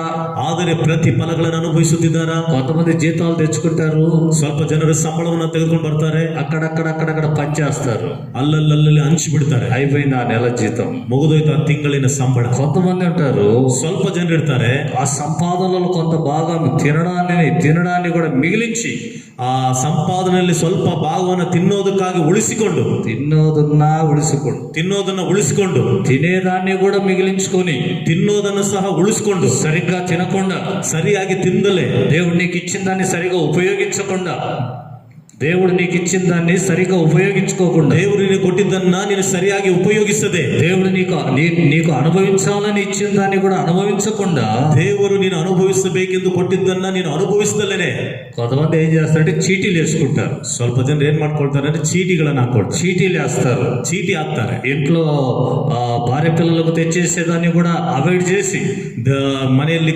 ಹೆಂಡತಿ ಅವರಿಗೆ ಮಕ್ಕಳಿಗೆ ತರುವುದನ್ನ ಅದನ್ನ ತಡೆ ಮಾಡಿ, కొన్నిటిని కట్ చేసి ಸ್ವಲ್ಪ ಅದನ್ನ ಕತ್ತರಿಸಿ, చీటి ఎత్తుకున్న ప్రదేశిస్తాలే నీకు, ಚೀಟಿ ಎತ್ಕೊಂಡಾಗ ತೆಗೆದುಕೊಡ್ತೀನಿ ಬಿಡು ನಿನಗೆ అని చెప్పి ಎಂಬುದಾಗಿ ಹೇಳಿ, ఇంట్లో సమాధానం లేకుండా, ಮನೆಯಲ್ಲಿ ಸಮಾಧಾನ ಇಲ್ದಲೇನೆ, నెమ్మది లేకుండా, ನೆಮ್ಮದಿ ಇಲ್ದಲೇನೆ సంతోషంగా జీవితం గడుపుకోవడానికి దేవుడు కృపనిచ్చి సంపాదన ఇస్తే, ಸಂತೋಷವಾಗಿ ಕಳೆಯುವಂತ ದಿವಸಗಳಿಗಾಗಿ ನೀನು ಇರಬೇಕೆಂದು ದೇವರು ಸಂಪಾದನೆಯನ್ನು ಕೊಟ್ರೆ, సంతోషంగా నీ జీవితాన్ని గడుపుకోవడానికి దేవుడు సంపాదనని ఇస్తే, ಸಂತೋಷವಾಗಿ ನಿನ್ನ ಜೀವನವನ್ನು ಕಳೆಯುವುದಕ್ಕಾಗಿ ದೇವರಿಗೆ ಸಂಪಾದನೆ ಕೊಟ್ರೆ, వీళ్ళు ఏం చేస్తారు? ಇವ್ರು ಏನ್ ಮಾಡ್ತಾರೆ? చీటీలేసి ಚೀಟಿಗಳನ್ನ ಹಾಕಿ ఆ డబ్బులు ఇంత తీసుకుపోయి అక్కడ పడేసి ಆ ಹಣವನ್ನು ತೆಗೆದುಕೊಂಡು ಹೋಗಿ ಅಲ್ಲಿ ಕೊಟ್ಬಿಟ್ಟು దాని వైపు ఎదురు చూస్తా ఉంటారు. ಅದರ ಕಡೆಗೆ ಎದುರು ನೋಡ್ತಾ ಇರ್ತಾರೆ. ఇంట్లో ఏదైనా కొరతలు వచ్చినాయా? ಮನೆಯಲ್ಲಿ ಏನಾದ್ರು ಕೊರತೆಗಳು ಬಂತ, జగడాలు ప్రారంభమైపోతాయి, ಜಗಳಗಳು ಪ್ರಾರಂಭವಾಗುತ್ತೆ, కోపం ప్రారంభమైతే, ಕೋಪ ಪ್ರಾರಂಭವಾಗುತ್ತೆ, విసుక్కుంటూ ఉంటారు, ಬೇಸರಗೊಳ್ತಾ ಇರ್ತಾರೆ, సమాధానం ఉండదు, ಸಮಾಧಾನ ಇರೋದಿಲ್ಲ. పేతురు పత్రికలో పేతురు అంటున్నాడు, ಪೇತ್ರನ ಪತ್ರಿಕೆಯಲ್ಲಿ ಪೇತ್ರನ ಹೇಳ್ತಾ ಇದ್ದಾನೆ, సమాధానమును వెదకి ಸಮಾಧಾನವನ್ನ ಹುಡುಕಿ దానిని వెంబడించండి, ಅದನ್ನ ಹಿಂಬಾಲಿಸಿರಿ. హల్లెలూయా. హల్లెలూయా. సమాధానాన్ని పోగొట్టుకునే కార్యక్రమాలు చేసుకుంటున్నారు విశ్వాసులు. ಸಮಾಧಾನವನ್ನ ಕಳ್ಕೊಳ್ಳುವಂತ ಕಾರ್ಯಕ್ರಮಗಳನ್ನ ಮಾಡ್ಕೊಳ್ತಾ ಇದ್ದಾರೆ ವಿಶ್ವಾಸಿಗಳು. హల్లెలూయా. హల్లెలూయా. ఆఖరిగా చీటి ఎత్తుకుంటారు. ಕೊನೆಯದಾಗಿ ಚೀಟಿಯನ್ನ ಎತ್ಕೊಳ್ತಾರೆ. ఒక సహోదరుడు చెప్పిన మాట, ಒಬ್ಬ ಸಹೋದರ ಹೇಳಿದಂತ ಮಾತು, 5 లక్షలు చీటి ఎత్తుకున్నాడు. 5 ಲಕ್ಷ ರೂಪಾಯಿ ಚೀಟಿಯನ್ನು ಎತ್ಕೊಂಡ್ರು. చీటి తీసుకున్న తర్వాత ಚೀಟಿಯನ್ನು ತೆಗೆದುಕೊಂಡ ನಂತರ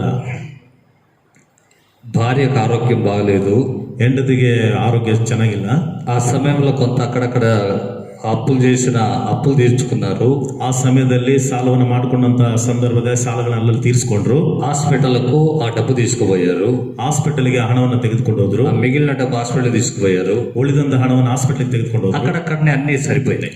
ಅಲ್ಲಲ್ಲಿಗೆ ಅದೆಲ್ಲ ಸರಿ ಹೋಯ್ತು. ఆయన చెప్పిన మాట ఏంటంటే, ಅವ್ರು ಹೇಳಿದಂತ ಮಾತೇನಂದ್ರೆ, ఎంతో కష్టపడి దాచుకున్నాం ఈ డబ్బు, ಎಷ್ಟೋ ಕಷ್ಟಪಟ್ಟು ಬಚ್ಚಿಟ್ಕೊಂಡ್ವಿ ಈ ಹಣನ. ఆ చీటి డబ్బులు 5 లక్షలు ఉన్నాయనే మైండ్ లో ఉన్నది మాకు. ಚೀಟಿಯ ಹಣ 5 ಲಕ್ಷ ರೂಪಾಯಿ ದುಡ್ಡಿದೆ ಅನ್ನೋ ಮನಸ್ಸು ನಮಗಿತ್ತು. ఉంది మా కోసం 5 లక్షలు అనుకుంటున్నాం. ನಮಗೋಸ್ಕರವಾಗಿ ಇದೆ ಎಂಬುದಾಗಿ ನಾವು ಅಂದ್ಕೊಂಡ್ವಿ.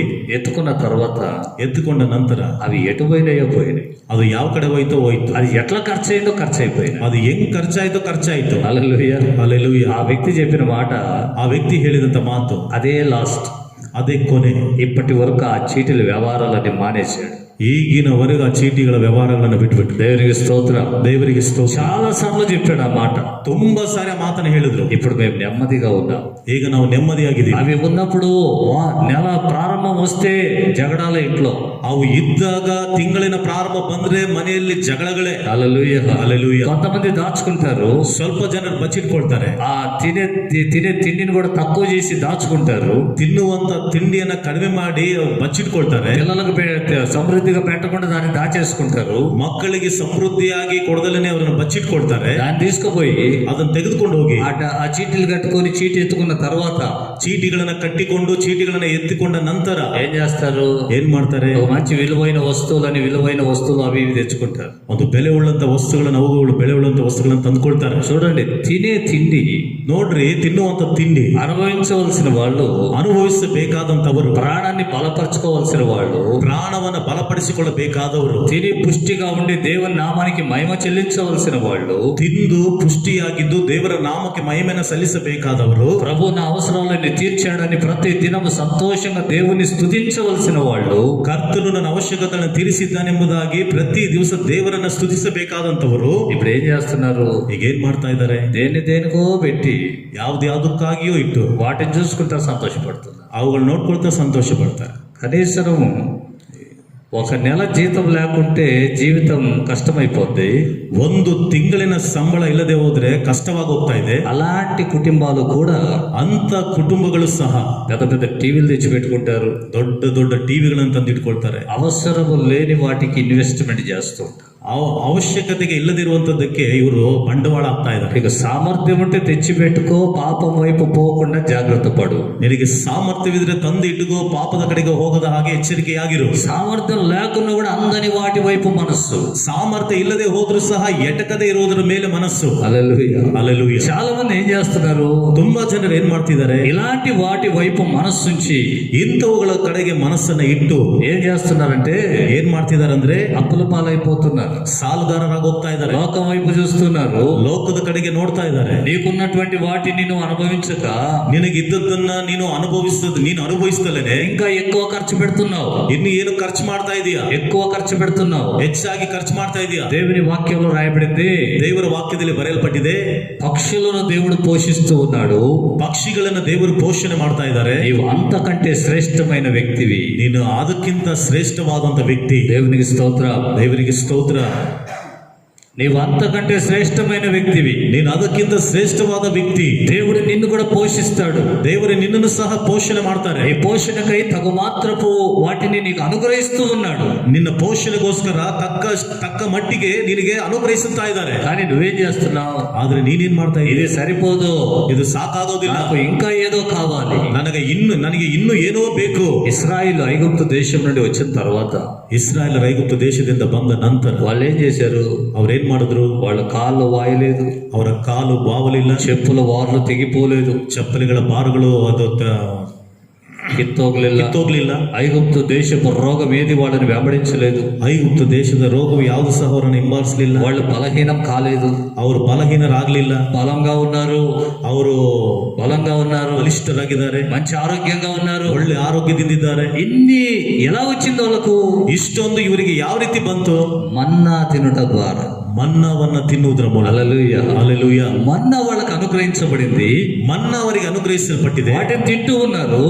ಅದನ್ನ ತಿಂತಾ ಇದ್ದಾರೆ. ఎంతటి క్షేమంతో వాళ్ళు ముందు సాగుతూ ఉన్నారు. ಇಷ್ಟೊಂದು ಕ್ಷೇಮದಿಂದ ಅವರ ಮುಂದೆ ಹೋಗ್ತಾ ಇದ್ದಾರೆ. కొంతకాలం అయిపోయింది, ಸ್ವಲ್ಪ ಕಾಲವಾಯಿತು. నాకు ఐగుప్తులో తిన్న ఆహారమే దొరకడం లేదే అన్నారు. ನಮಗೆ ಐಗುಪ್ತದಲ್ಲಿ ತಿಂದ ಆಹಾರ ನಮ್ಗೆ ಸಿಗ್ತಾ ಇಲ್ವಲ್ಲ ಅಂತ ಹೇಳಿದ್ರು. ఐగుప్తు ఆహారం వైపు మనస్సు పోయింది, ಐಗುಪ್ತದ ಆಹಾರದ ಕಡೆಗೆ ಮನಸ್ಸೋಯ್ತು, మాంసం వైపు మనస్సు పోయింది. ಮಾಂಸದ ಕಡೆಗೆ ಮನಸ್ಸೋಯ್ತು. మాంసం తినడం తప్పు కాదు, ಮಾಂಸವನ್ನು ತಿನ್ನುವುದು ತಪ್ಪಲ್ಲ, మాంసం పైన అపేక్ష కలగడం తప్పు. ಮಾಂಸದ ಮೇಲೆ ಅಪೇಕ್ಷೆ ಇಡುವುದೇ ತಪ್ಪು. హల్లెలూయా. ಹಲ್ಲೆಲೂಯಾ. హల్లెలూయా. ಹಲ್ಲೆಲೂಯಾ. తిండి కోసమై ప్రయాసపడ్డారు, ತಿಂಡಿಗೋಸ್ಕರವಾಗಿ ಪ್ರಯಾಸ ಪಟ್ಟರು. దేవుడు కోపగించాడని రాయబడింది. ದೇವರು ಕೋಪಿಸಿಕೊಂಡನೆಂದು ಬರೆಯಲ್ಪಟ್ಟಿದೆ. దేవుడు కోపగించుకున్నాడు. ದೇವರು ಕೋಪಿಸಿಕೊಂಡನು. ఆలోచన చేయండి, ಆಲೋಚನೆ ಮಾಡ್ರಿ, పరిస్థితి ఎలా మారిపోయింది. ಪರಿಸ್ಥಿತಿ ಯಾವ ರೀತಿ ಬದಲಾಗಿದೆ. దేవుడు అనుగ్రహించిన దాంట్లో సంతృప్తి పడక, ದೇವರು ಅನುಗ್ರಹಿಸಿದ್ರಲ್ಲಿ ಅವರು ತೃಪ್ತಿಗೊಳ್ಳದೆ మరొక దాన్ని కోరుకోవడం పాపం. ಮತ್ತೊಂದನ್ನ ಇಷ್ಟಪಡುವುದು ಪಾಪ. అందుకనే భక్తుడు దావీదు అంటాడు, అందని వాటి యందు నేను మనస్సు ఉంచుటలేదు. ಅದಕ್ಕಾಗಿ ಭಕ್ತನಾದ ದಾವಿದನು ಹೇಳ್ತಾನೆ, ಎಟಕದೆ ಇರುವುದರ ಮೇಲೆ ನನ್ನ ಮನಸ್ಸಿಡೋದಿಲ್ಲ. హల్లెలూయా. ಹಲ್ಲೆಲೂಯಾ. దేవుడు ఇచ్చాడా అనుభవిస్తాను, ದೇವರು ಕೊಟ್ರ ಅದನ್ನ ಅನುಭವಿಸ್ತೀನಿ, లేదా ಇಲ್ವಾ ఆ విషయానికి నేను వెళ్ళను అన్నాడు. ಆ ವಿಷಯಕ್ಕಾಗಿ ನಾನು ಹೋಗೋದಿಲ್ಲ ಅಂತ. దేవునికి మహిమ కలుగును గాక. ದೇವರಿಗೆ ಮಹಿಮೆ ಉಂಟಾಗ್ತದೆ. ఈ దినం ವಿಶ್ವಾಸಿ సంపాదిస్తున్నాడు, ಸಂಪಾದನೆ ಮಾಡ್ತಾ ಇದ್ದಾನೆ, దరిద్రంలో మునిగిపోతున్నాడు. ದರಿದ್ರದಲ್ಲಿ ಮುಳುಗೋಗ್ತಾ ಇದ್ದಾನೆ. సంపాదించిన ಸಂಪಾದನೆ ಮಾಡಿದಂತ ಸಂಪಾದನೆ ఏమైపోతుందో అర్థం కావడం లేదు. ಏನಾಗೋಗ್ತಿದೆ ಅರ್ಥವಾಗ್ತಾ ಇಲ್ಲ. అక్కడక్కడ అప్పులలో వచ్చేసి వస్తారు. ಅಲ್ಲಲ್ಲಿ ಸಾಲದವರಿಗೆ ಹಂಚಿಕೊಟ್ಬಿಡ್ತಾರೆ. ఎవడో చేసిన అప్పుకు వీడు డబ్బు కడతాడు. కొంతమంది ఉన్నారు ఇలాంటి వాళ్ళు కూడా. ಯಾರೋ ಮಾಡಿದ ಸಾಲಕ್ಕೆ ಇವನು ಹೊಣೆಗಾರನಾಗಿ ಸಾಲ ಕಟ್ತಾ ಇರ್ತಾನೆ. వీడు ఇరుక్కొని ఉంటాడు ఇక్కడ మధ్యలో. ಇವನು ಮಧ್ಯದಲ್ಲಿ ಸಿಗಾಕೊಂಡಿರ್ತಾನೆ. ఇది ఆశీర్వాదమా? ಇದು ಆಶೀರ್ವಾದನ? యెహోవా ఆశీర్వాదం పొందిన వాడు ಯೆಹೋವನ ಆಶೀರ್ವಾದವನ್ನು ಹೊಂದಿದವನು తన కష్టార్జితాన్ని తానే అనుభవిస్తాడు. ಅವನ ಕಷ್ಟಾರ್ಜಿತವನ್ನ ಅವನೇ ಅನುಭವಿಸುತ್ತಾನೆ. పరులు అనుభవించరు, ಇತರರು ಅನುಭವಿಸೋದಿಲ್ಲ. కొన్ని కుటుంబాలు ఉంటాయి, ಕೆಲವು ಕುಟುಂಬಗಳಿರುತ್ತೆ, తమ ఇంటి వారిని వేరే వాళ్ళు అనుభవిస్తూ ఉంటారు. ತಮ್ಮ ಮನೆಯವರನ್ನ ಬೇರೆಯವರು ಅನುಭವಿಸ್ತಾ ಇರ್ತಾರೆ. ಶಾಪ. దేవుని శాపం పొందిన వాడు వ్యభిచారి చేతిలో పడతాడని బైబిల్ చెప్తుంది. ದೇವರ ಶಾಪವನ್ನು ಹೊಂದಿದವನು ವ್ಯಭಿಚಾರ ಕೈಯಲ್ಲಿ ಬೀಳ್ತಾನೆಂಬುದಾಗಿ ಬರೆಯಲ್ಪಟ್ಟಿದೆ. కాబట్టి జాగ్రత్త. ಆದ ಕಾರಣ ಎಚ್ಚರಿಕೆ. దేవుని వాక్యంలో రాయబడింది, ದೇವರ ವಾಕ್ಯದಲ್ಲಿ ಬರೆಯಲ್ಪಟ್ಟಿದೆ, నీవు సంపాదించింది నువ్వే తినాలి. ನೀನು ಸಂಪಾದನೆ ಮಾಡಿದ್ದು ನೀನೇ ತಿನ್ನಬೇಕು. నువ్వు సంపాదించింది నువ్వే అనుభవించాలి. ನೀನು ಸಂಪಾದನೆ ಮಾಡಿದ್ದು ನೀನೇ ಅನುಭವಿಸಬೇಕು. అలాగ నువ్వు జీవించాలి. ఉండాలి. ಆ ರೀತಿಯಾಗಿ ನೀನು ಜೀವಿಸಬೇಕು. హల్లెలూయా. ಹಲ್ಲೆಲೂಯಾ. కానీ ఇశ్రాయేలీయులు అలాంటి స్థితిలో లేరు ఇప్పుడు. ಆದರೆ ಇಸ್ರಾಯೇಲರು ಅಂತ ಸ್ಥಿತಿಯಲ್ಲಿ ಈಗ ಇಲ್ಲ. అలాంటి స్థితిలో లేరు. ಅಂತ ಸ್ಥಿತಿಯಲ್ಲಿ ಇಲ್ಲ. బానిసలుగా ఉన్నారు. ಗುಲಾಮರಾಗಿದ್ದಾರೆ. దాసులుగా పట్టబడ్డారు. ಗುಲಾಮರಾಗಿ ಹಿಡಿಯಲ್ಪಟ್ಟಿದ್ದಾರೆ. దేవుని వాక్యంలో చదువుకుంటే ದೇವರ ವಾಕ್ಯದಲ್ಲಿ ಓದಿಕೊಂಡ್ರೆ యోసేపు ఉన్నాడని అక్కడికి వచ్చారు. ಯೋಸೇಫನು ಇದ್ದಾನೆಂಬುದಾಗಿ ಅಲ್ಲಿ ಬಂದ್ರು. యోసేపు చనిపోయాడు. ಯೋಸೇಫನು ಸತ್ತು ಹೋದನು. యోసేపు ఉన్నప్పుడు ఉన్న రాజు కూడా చనిపోయాడు. ಯೋಸೇಫನು ಇದ್ದಾಗ ಇದ್ದಂತ ಅರಸನು ಸಹ ಸತ್ತು ಹೋದನು. వేరొక రాజు వచ్చేసాడు. ಬೇರೊಬ್ಬ ಅರಸನು ಬಂದಿದ್ದಾನೆ. ఇక టార్చర్ మొదలైంది. ಇನ್ನ ಹಿಂಸೆ ಪ್ರಾರಂಭವಾಯಿತು. హల్లెలూయా. ಹಲ್ಲೆಲೂಯಾ. ఐగుప్తులో ప్రారంభంలో బాగానే ఉంటుంది. ಐಗುಪ್ತದಲ್ಲಿ ಪ್ರಾರಂಭದಲ್ಲಿ ಚೆನ್ನಾಗಿರುತ್ತೆ. తర్వాత ఉంటుంది నీ పరిస్థితి. ಅದಾದ ನಂತರ ಇರುತ್ತೆ ನಿನ್ನ ಪರಿಸ್ಥಿತಿ. కాబట్టి జాగ్రత్త.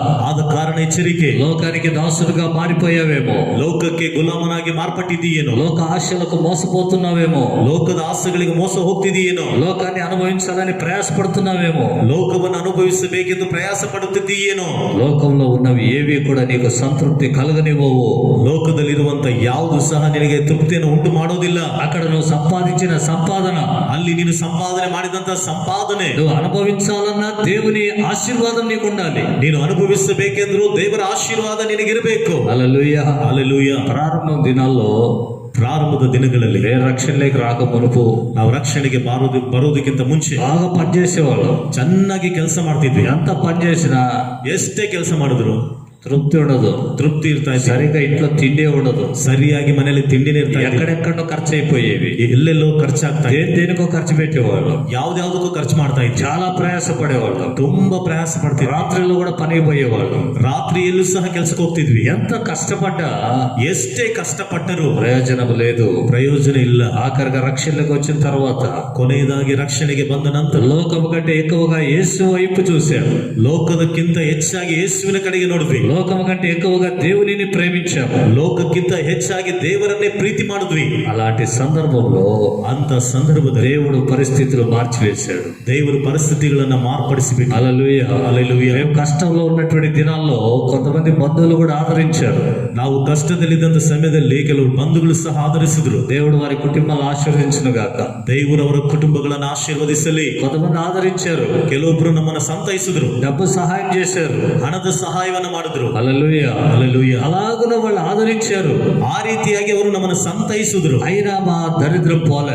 ಆದರೂ ನಮ್ಮ ಬಡತನ ಹೋಗ್ಲಿಲ್ಲ. అయినా మా శాపం తీరిపోలే. ಆದರೂ ನಮ್ಮ ಶಾಪ ತೀರಿ ಹೋಗ್ಲಿಲ್ಲ. ఎప్పుడైతే యేసుక్రీస్తుని విశ్వసించి ಯಾವಾಗಲಾದ್ರೆ ಯೇಸು ಕ್ರಿಸ್ತನ ಮೇಲೆ ನಂಬಿಕೆ ಇಟ್ಟು దేవుని పనికొచ్చామో, ದೇವರ ಕೆಲಸಕ್ಕೆ ಬಂದು దేవుని యొక్క సేవకై నిలబడ్డామో, ದೇವರ ಸೇವೆಗೋಸ್ಕರವಾಗಿ ನಿಂತುಕೊಂಡು లోకానికంటే ఎక్కువగా దేవునిని ప్రేమించామో, ಲೋಕಕ್ಕಿಂತ ಹೆಚ್ಚಾಗಿ ದೇವರನ್ನ ಯಾವಾಗ ಪ್ರೀತಿ ಮಾಡಿದ್ವೋ అప్పుడు పరిస్థితి మారిపోయింది. ಆಗ ಪರಿಸ್ಥಿತಿ ಬದಲಾಯಿತು. దేవునికి మహిమ కలుగును గాక. ದೇವರಿಗೆ ಮಹಿಮೆ ಉಂಟಾಗಲಿ. హల్లెలూయా. ಹಲ್ಲೆಲೂಯಾ. ఈ దినం బాధలు చూస్తున్న దేవుడు ಈ ದಿನಗಳಲ್ಲಿ ಬಾಧೆಗಳನ್ನು ನೋಡುತ್ತಿರುವಂತ ದೇವರು దాన్ని మార్చాలని చూస్తూ ఉన్నాడు. ಅದನ್ನ ಮಾರ್ಪಡಿಸಬೇಕೆಂದು ನೋಡ್ತಿದ್ದಾನೆ. ఇప్పుడు ఇశ్రాయేలు బానిసలుగా ఉన్నారు. ಈಗ ಇಸ್ರಾಯೇಲರು ಗುಲಾಮರಾಗಿದ್ದಾರೆ. కష్టపడుతున్నారు. ಕಷ್ಟಪಡುತ್ತಿದ್ದಾರೆ. వెట్టి చాకిరీ చేస్తున్నారు. ಬಿಟ್ಟಿ ಕೆಲಸವನ್ನು ಮಾಡ್ತಾ ಇದ್ದಾರೆ. ఈ సందర్భంలో ಈ ಸಂದರ್ಭದಲ್ಲಿ వారు చేసిన పని ఏమిటి ಅವರು ಮಾಡಿದ ಕೆಲಸವೇನು అని మనం గమనిస్తే ಎಂಬುದಾಗಿ ನಾವು ಗಮನಿಸಿದ್ರೆ వాళ్ళు యెహోవా సన్నిధిలో మొరపెట్టిరి. ಅವರು ಯೆಹೋವನ ಸನ್ನಿಧಿಯಲ್ಲಿ ಮೊರೆ ಇಟ್ಟರು. Praise the Lord. Hallelujah. Hallelujah. Praise the Lord. ದೇವರಿಗೆ ಸ್ತೋತ್ರ. హల్లెలూయా.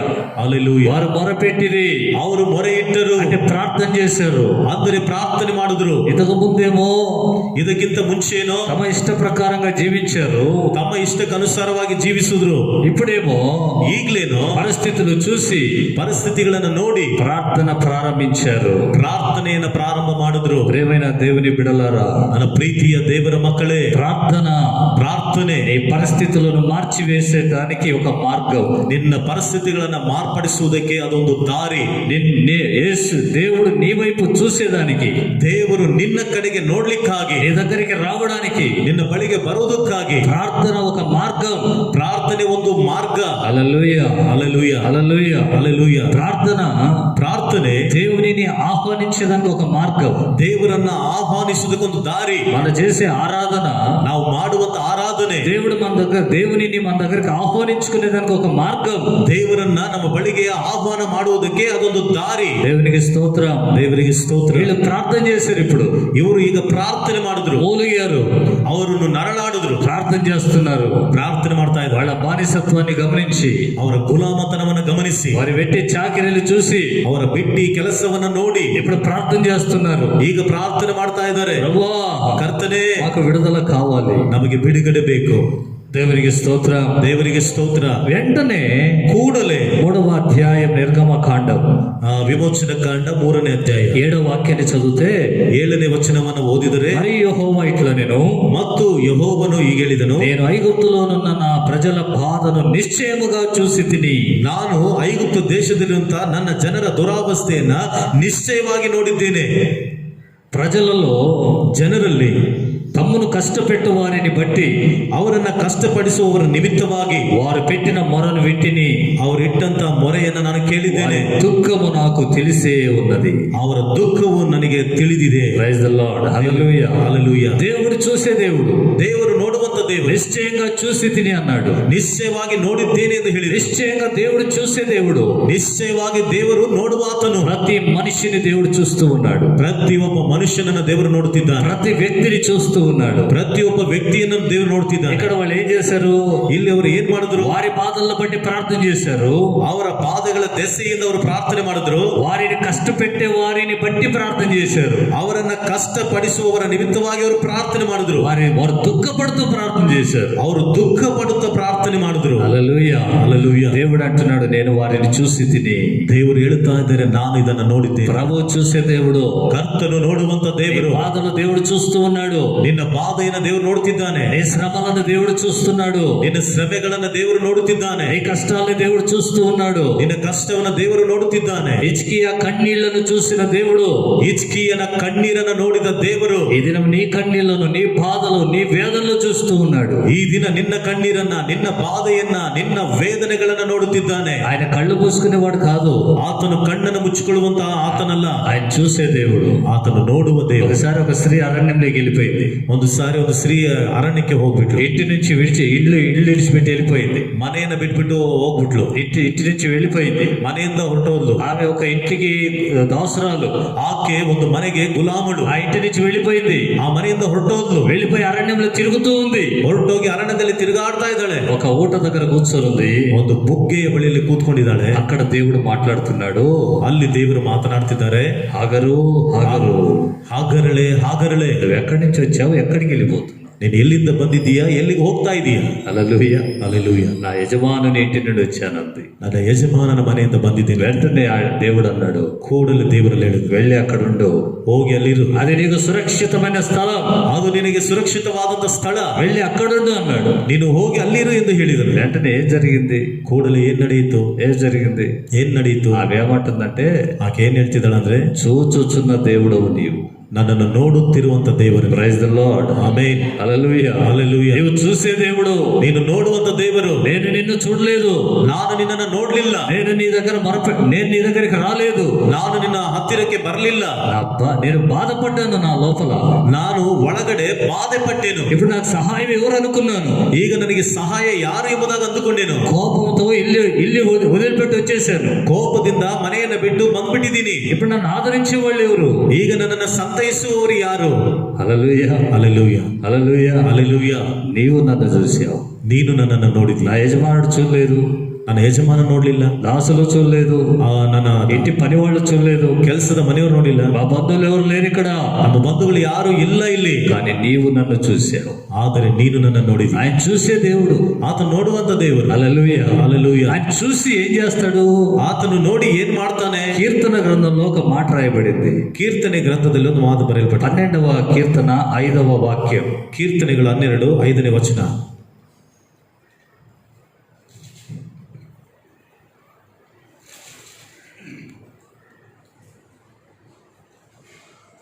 ಯೆಹೋವನು ಕುಗ್ಗಿದವರ ಬಾಧೆಯನ್ನು ನೋಡಿದ್ದೇನೆ, ಗತಿಯಿಲ್ಲದವರ ನರಳುವಿಕೆಯು ನನಗೆ ಕೇಳಿಸಿತು. తెలుగులో చదువుతాను.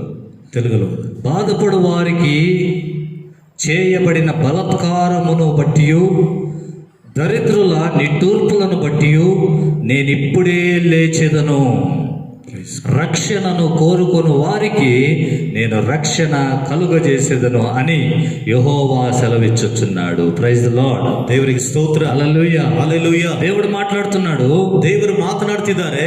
ఎవరి బాధలు చూస్తాడు ఇక్కడ?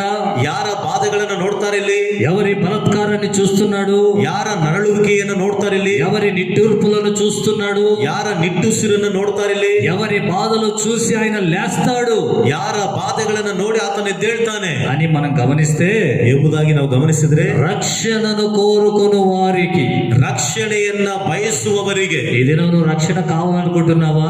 ಈ ದಿನ ನೀನು ರಕ್ಷಣೆ ಬೇಕು ಎಂಬುದಾಗಿ ಅಂದುಕೊಳ್ತಿದೀಯಾ? బాధల నుండి విడుదల కావాలనుకుంటున్నావా? ಬಾಧೆಯಿಂದ ಬಿಡುಗಡೆ ಬೇಕು ಎಂಬುದಾಗಿ ಅಂದುಕೊಳ್ಳುತ್ತಿದೀಯಾ? శ్రమ నుండి విడిపించబడాలనుకుంటున్నావా? ಶ್ರಮೆಯಿಂದ ಬಿಡಿಸಲ್ಪಡಬೇಕೆಂಬುದಾಗಿ ಅಂದುಕೊಳ್ಳುತ್ತಿದ್ದೀಯಾ? ఈ శోధన నుండి విడుదల పొందాలనుకుంటున్నావా?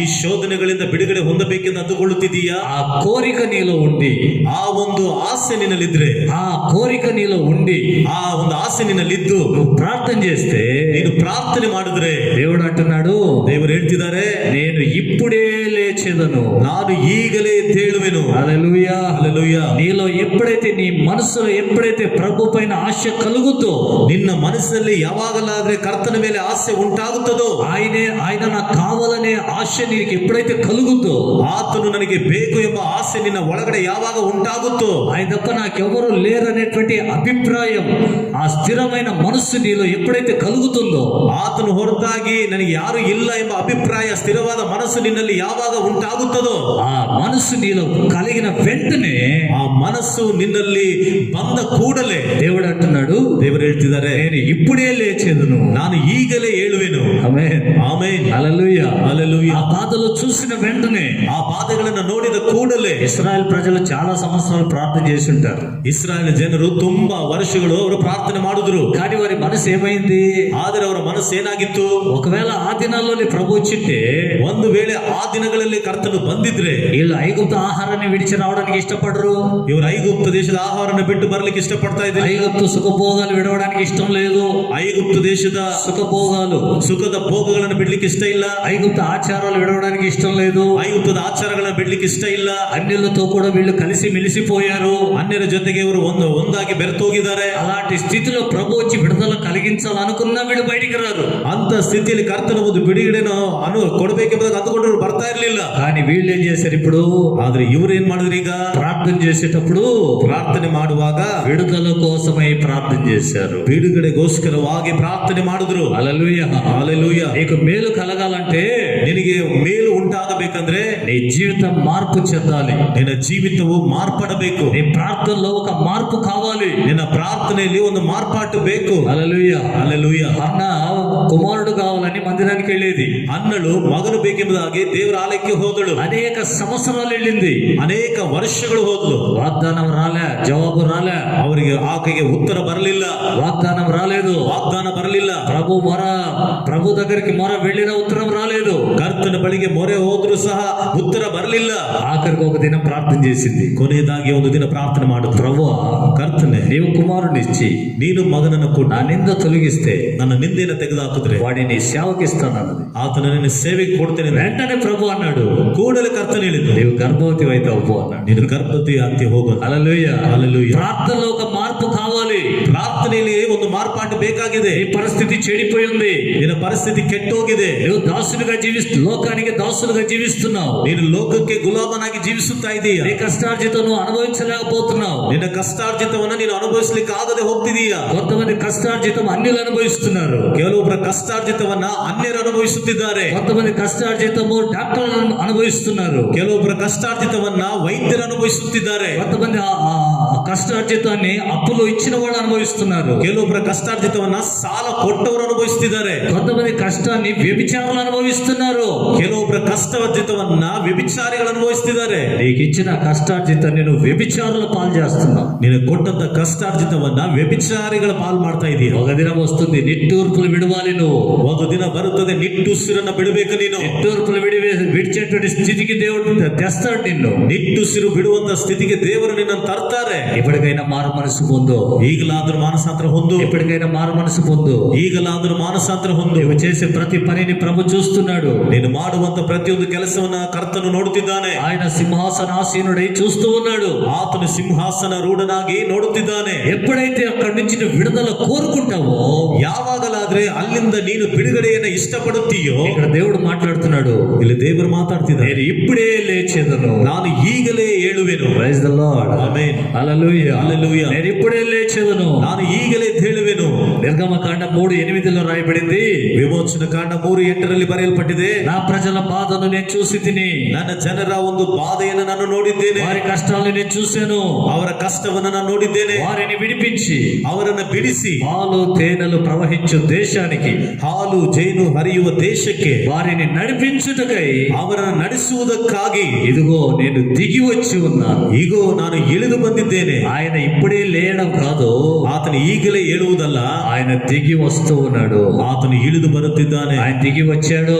ಆತನು ಇಳಿದು ಬಂದಿದ್ದಾನೆ. దేవునికి మహిమ కలుగును గాక. ದೇವರಿಗೆ ಮಹಿಮೆ ಉಂಟಾಗಲಿ. ఈ పరిస్థితి ఏదైనా, ನಿನ್ನ ಪರಿಸ್ಥಿತಿ ಏನೇ ఈ ಆಗಿದ್ರು, బంధకాలు ఏవైనా, ನಿನ್ನ ಬಂಧಕಗಳು ಏನೇ ಆಗಿದ್ರು, దేవుడు వస్తే ದೇವರು ಬಂದ್ರೆ అవన్నీ కూడా ఊడిపోవాల్సిందే. ಅವೆಲ್ಲವೂ ಸಹ ಬಿಚ್ಚೋಗ್ಬೇಕಾಗಿ. దేవునికి స్తోత్రం. ದೇವರಿಗೆ ಸ್ತೋತ್ರ. ఈ ప్రార్థన ఎలాగుండాలంటే, ನಿನ್ನ ಪ್ರಾರ್ಥನೆ ಯಾವ ರೀತಿ ಇರಬೇಕಂದ್ರೆ, దేవుడు లేచి ದೇವರು ಎದ್ದು నీ యొద్దకు వచ్చేటట్లుగా ఉండాలి. ನಿನ್ನ ಬಳಿಗೆ ಬರುವ ಹಾಗಿರ್ಬೇಕು. ఇశ్రాయేలు అలాగన మొరపెట్టారంట. ಇಸ್ರಾಯೇಲರು ಆ ರೀತಿಯಾಗಿ ಪ್ರಾರ್ಥನೆ ಮಾಡಿದ್ರು. హల్లెలూయా, ಹಲ್ಲೆಲೂಯಾ. కాబట్టి ಆದ ಕಾರಣ ఈ మాటలు వింటున్నటువంటి నీవు ಈ ಮಾತುಗಳನ್ನು ಕೇಳುತ್ತಿರುವಂತ ನೀನು అలాగన ప్రార్థన చేసే వ్యక్తివై ఉండాలి. ಆ ರೀತಿಯಾಗಿ ಪ್ರಾರ್ಥನೆ ಮಾಡುವಂತ ವ್ಯಕ್ತಿಯಾಗಿ. ప్రభు నీ పరిస్థితిని చూస్తున్నాడు. ಕರ್ತನು ನಿನ್ನ ಪರಿಸ್ಥಿತಿಯನ್ನು ನೋಡ್ತಿದ್ದಾನೆ. అంత మాత్రమే కాదు, ಅಷ್ಟು ಮಾತ್ರವಲ್ಲ, ఆయన లేచి దిగి వచ్చి ಆತನು ಎದ್ದು ಇಳಿದು ಬಂದು నీకు విడుదలనిస్తాడు. ನಿನಗೆ ಬಿಡುಗಡೆಯನ್ನು ಕೊಡುತ್ತಾನೆ. విడుదల పొందుటకై ಬಿಡುಗಡೆ ಹೊಂದಲಿಕ್ಕಾಗಿ నువ్వు ప్రార్థన చేయాలి.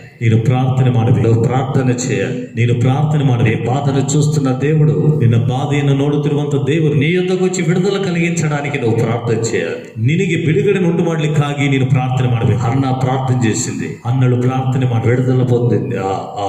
తన పరిస్థితి మార్చబడింది. ಅವಳ ಪರಿಸ್ಥಿತಿ ಮಾರ್ಪಟ್ಟಿದೆ. ಹಿಜ್ಕೀಯ ప్రార్థన చేశాడు. ಹಿಜ್ಕೀಯನು ಪ್ರಾರ್ಥನೆ ಮಾಡಿದನು. ప్రభు కన్నీళ్లు చూశాడు. ಕರ್ತನು ಕಣ್ಣೀರನ್ನು ನೋಡಿದನು. అతనికి ఆయుష్కాలం ఇచ్చాడు. ಆತನಿಗೆ ಆಯುಷ್ಕಾಲವನ್ನು ఈ ಕೊಟ್ಟನು. దినం నీ పరిస్థితి మార్చి, ಈ ದಿನ ನಿನ್ನ ಪರಿಸ್ಥಿತಿಯನ್ನು ಮಾರ್ಪಡಿಸಿ, నీ బాధలు తొలగించి, ನಿನ್ನ ಬಾಧೆಗಳನ್ನು ತೆಗೆದುಹಾಕಿ, నీ దుఃఖమును తీసివేసి, ನಿನ್ನ ದುಃಖವನ್ನು ತೆಗೆದುಹಾಕಿ, నిన్ను సంతోషముగా చేయుటకై, ನಿನ್ನನ್ನು ಸಂತೋಷದಿಂದ ತುಂಬಿಸ್ಲಿಕ್ಕಾಗಿ, నీ పరిస్థితులు సంతోషంగా మార్చుటకై ನಿನ್ನ ಪರಿಸ್ಥಿತಿಗಳನ್ನ ಸಂತೋಷವಾಗಿ ಮಾರ್ಪಡಿಸ್ಲಿಕ್ಕಾಗಿ ప్రభు ఈ దినం నీతో మాట్లాడుతున్నాడు. ಕರ್ತನು ಈ ದಿನ ನಿನ್ನೊಂದಿಗೆ ಮಾತನಾಡುತ್ತಿದ್ದಾನೆ. నువ్వు ప్రార్థన చేసే వ్యక్తివై ఉండాలి. ನೀನು ಪ್ರಾರ್ಥನೆ ಮಾಡುವಂತ ವ್ಯಕ್ತಿ ಆಗಲಿ. హల్లెలూయా, హల్లెలూయా. ఎలాంటి ప్రార్థన చేయాలి? ಎಂತ ಪ್ರಾರ್ಥನೆ ಮಾಡಬೇಕು? గత వారంలో ధ్యానించుకున్నాం. ಕಳೆದ ವಾರದಲ್ಲಿ ಧ್ಯಾನ ಮಾಡಿದ್ವಿ. కపటమైన పెదవులతో ప్రార్థన చేయకూడదు. ಕಪಟವಾದ ತುಟಿಗಳಿಂದ ಪ್ರಾರ್ಥನೆ ಮಾಡಬಾರದು. భక్తిహీనతతో ప్రార్థన చేయకూడదు. ಭಕ್ತಿಹೀನತೆಯಿಂದ ಪ್ರಾರ್ಥನೆ ಮಾಡಬಾರದು. అపవిత్రమైన తలంపులు కలిగి ప్రార్థన చేయకూడదు. ಅಪವಿತ್ರವಾದ ಆಲೋಚನೆಗಳು ಉಳ್ಳವರಾಗಿ ಪ್ರಾರ್ಥನೆ ಮಾಡಬಾರದು. నీ పాపాలు ఒప్పుకొని విడిచిపెట్టి, ನಿನ್ನ ಪಾಪಗಳನ್ನು ಒಪ್ಪಿಕೊಂಡು ಬಿಟ್ಟು, క్రీస్తు రక్తం చేత కడగబడి, ಕ್ರಿಸ್ತನ ರಕ್ತದಿಂದ ನೀನು ತೊಳೆಯಲ್ಪಟ್ಟು యథార్థముగా ప్రార్థించి, ಯಥಾರ್ಥದಿಂದ ಪ್ರಾರ್ಥನೆ నిట్టూర్పులు విడుస్తున్నావు, ನಿಟ್ಟುಸಿರನ್ನು ಬಿಡ್ತಾ ಇದೀಯ, బాధపడుతున్నావు, ಬಾಧೆ ಪಡಿಸಿದೀಯ, శ్రమను అనుభవిస్తున్నావు, ಶ್ರಮೆಗಳನ್ನು ಅನುಭವಿಸ್ತಾ ಇದೀಯ, సంపాదన నువ్వు అనుభవించడం లేదు. ಸಂಪಾದನೆಯನ್ನು ನೀನು ಅನುಭವಿಸ್ತಾ ಇಲ್ಲ. ఇట్టి స్థితిలో ప్రభు నీతో అంటున్నాడు, ಇಂಥ ಸ್ಥಿತಿಯಲ್ಲಿ ಕರ್ತನ ನಿನ್ನೊಂದಿಗೆ ಹೇಳ್ತಾ నీ ಇದ್ದಾನೆ, మనసు మార్చుకో, ನಿನ್ನ ಮನಸ್ಸನ್ನು ಮಾರ್ಪಡಿಸಿ ప్రార్థన చేయి, ಪ್ರಾರ್ಥನೆ ಮಾಡು. దేవుడు నీకు సహాయం చేస్తాడు. ದೇವರು ನಿನಗೆ ಸಹಾಯ ಮಾಡು. అలాగన మనందరినీ ప్రభు నడిపించునుగాక. ಆ ರೀತಿಯಾಗಿ ನಮ್ಮೆಲ್ಲರನ್ನ ಕರ್ತನು ನಡೆಸಲಿ. ఆమేన్. ಆಮೆನ್. ప్రార్థన చేసుకుందాం. ಪ್ರಾರ್ಥನೆ ಮಾಡಿ. ప్రేమ కలిగిన మా తండ్రి, ಪ್ರೀತಿಯುಳ್ಳ ನಮ್ಮ ತಂದೆಯೇ, ఇంతవరకు మాతో మాట్లాడిన ప్రతి మాటలుగా స్తోత్రం. ಇಷ್ಟರ ತನಕ ನೀವು ನಮ್ಮ ಸಂಗಡ ಮಾತನಾಡಿದ ಪ್ರತಿಯೊಂದು ಮಾತುಗಳಿಗಾಗಿ ಸ್ತೋತ್ರ. ప్రతి వ్యక్తుల బాధలు మీరు చూస్తున్నారు. ಪ್ರತಿಯೊಬ್ಬರ ವ್ಯಕ್ತಿಯ ಬಾಧೆಗಳನ್ನು ನೋಡ್ತಾ ಇದ್ದೀರಿ. చూసిన దేవుడవు, ನೋಡಿದಂತ ದೇವರು, చూసే దేవుడవు నీవే. ನೋಡುವಂತ ದೇವರು ನೀನೇ. చూసిన వెంటనే ನೋಡಿದ ಕೂಡಲೇ మీరు లేచి దిగి వచ్చి విడిపించే దేవుడు. ನೀವು ಎದ್ದು ಇಳಿದು ಬಂದು ಬಿಡಿಸುವಂತ ದೇವರು. అలాంటి స్థితికి, ಅಂತ ಸ್ಥಿತಿಗೆ, అలాంటి స్థితిలో మేము ప్రార్థించుటకు ಅಂತ ಒಂದು ಸ್ಥಿತಿಯಲ್ಲಿ ನಾವು ಪ್ರಾರ್ಥನೆ ಮಾಡಲಿಕ್ಕೆ మాకు సహాయం చేయండి. ನಮಗೆ ಸಹಾಯ ಮಾಡಿ. అన్న ప్రార్థించింది, ಅನ್ನಳು ಪ್ರಾರ್ಥನೆ ಮಾಡಿ ఎంత కాలమో ప్రార్థించింది, ಎಷ್ಟೋ ಕಾಲದಿಂದ ಪ್ರಾರ್ಥನೆ ಮಾಡ್ತಾ ಇದ್ಲು. జవాబు రాలేదు. ಉತ್ತರ ಬರಲಿಲ್ಲ. కానీ ಆದರೆ ఆమె మనసు మార్చుకుంది, ಆಕೆ ಮನಸ್ಸನ್ನು ఒక ಮಾರ್ಪಡಿಸಿ తీర్మానం చేసుకుంది, ಒಂದು ತೀರ್ಮಾನ ಮಾಡಿಕೊಂಡಳು. అప్పుడు ప్రార్థన చేసింది. ಆಗ ಪ್ರಾರ್ಥನೆ ಮಾಡಿದ್ಲು. గొప్ప మార్పుని మీరు ఇచ్చారు, ದೊಡ್ಡ ಮಾರ್ಪಾಟನ್ನು ಕೊಟ್ರಿ. గొప్ప కార్యం ఆమె జీవితంలో మీరు చేశారు. ದೊಡ್ಡ ಕಾರ್ಯವನ್ನು ಆಕೆ ಜೀವಿತದಲ್ಲಿ ಮಾಡಿದ್ರಿ. ఈ మాటలు వింటున్న ప్రతి ఒక్కరు, ಈ ಮಾತುಗಳನ್ನು ಕೇಳುತ್ತಿರುವಂತ ಪ್ರತಿ ಒಬ್ಬೊಬ್ಬರು ఇప్పటికైనా ಈಗಲಾದರೂ తమ మనసులు మార్చుకొని, ಅವರ ಮನಸ್ಸುಗಳನ್ನು ಮಾರ್ಪಡಿಸಿ, జీవితాలు మార్చుకొని, ಜೀವಿತಗಳನ್ನು ಮಾರ್ಪಡಿಸಿ, లోకానికి దాసులుగా జీవించక, ಲೋಕಕ್ಕೆ ಗುಲಾಮರಾಗಿ ಜೀವಿಸದೆ, తమ కష్టార్జితాన్ని పరుల పాలు చేయక, ಅವರ ಕಷ್ಟಾರ್ಜಿತವನ್ನ ಇತರರ ಪಾಲು ಮಾಡದೆ, మీ ఆశీర్వాదాన్ని పొంది ನಿಮ್ಮ ಆಶೀರ್ವಾದವನ್ನ ಹೊಂದಿ వాళ్ళని అనుభవించుటకు సహాయం చేయండి. ಅವರೇ ಅನುಭವಿಸುವಂತೆ ಸಹಾಯ ಮಾಡಿ. తమ తప్పులు తాము తెలుసుకోవడానికి సహాయం చేయండి. ಅವರವರ ತಪ್ಪುಗಳನ್ನು ಅವರು ತಿಳಿದುಕೊಳ್ಳಲಿಕ್ಕೆ ಸಹಾಯ ಮಾಡಿ. వాటిని ఒప్పుకొని విడిచిపెట్టి ಅವುಗಳನ್ನು ಒಪ್ಪಿಕೊಂಡು ಬಿಟ್ಟು ಬಿಟ್ಟು మీ కనికరం పొందుటకు, ನಿಮ್ಮ ಕರುಣೆಯನ್ನು ಹೊಂದುವುದಕ್ಕೆ, మీ వలన సహాయం పొందుటకు ನಿಮ್ಮಿಂದ ಸಹಾಯ ಹೊಂದಲಿಕ್ಕೆ మీరే కృప చూపించి నడిపించండి. ನೀವೇ ಕೃಪೆಯನ್ನು ತೋರಿಸಿ ನಡೆಸಿರಿ. మీరే మహిమ పొందండి. ನೀವೇ ಮಹಿಮೆ ಹೊಂದಿಕೊಳ್ಳಿ. ప్రార్థన విన్నందుకై స్తోత్రం. ಪ್ರಾರ್ಥನೆ ಕೇಳಿದ್ದಕ್ಕಾಗಿ ಸ್ತೋತ್ರ. యేసుక్రీస్తు నామమున ಯೇಸು ಕ್ರಿಸ್ತನ ಹೆಸರಿನಲ್ಲಿ ప్రార్థించుచున్నాము తండ్రి. ಪ್ರಾರ್ಥನೆ ಮಾಡುತ್ತಿದ್ದೇವೆ ತಂದೆ. ఆమేన్. ಆಮೆನ್. తండ్రి, కుమార పరిశుద్ధాత్మని దీవెన మనందరిపైన సదాకాలం ఉండును గాక. ఆమేన్. ఆమేన్. Praise Lord. God bless you.